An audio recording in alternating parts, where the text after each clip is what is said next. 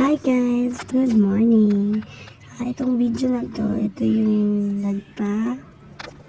nagpa-close na kami ng kitchen namin. Dito na kami nakatira ngayon sa San Mateo, sa may Ibiza townhouse. Ngayon, siguro may 6 months, 8 months na kami. After 6 months, tsaka ko lang napasarado tong likod. Gift ko yan sa sarili ko.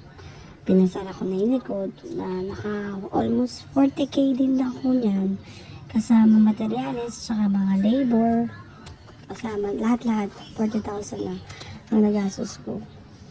Yun nga, nagpasara kami sa likod para dyan na namin gagawin na namin kitchen yan, ang aming dirty kitchen. At kung napapansin nyo yung mga tiles, low budget galingan sa kuya ko actually. Nagpa-close kasi siya ng, nagpagawa sila ng bahay nila, nagpa-tile siya. So, yung mga tira-tirang tiles ng kuya ko, kinuha ko para dyan sa kusina namin. At the same time, yan, nagpa-pintura kami na rin kami. Nagtirahan na rin ni Papa ko, tsaka ni Jello.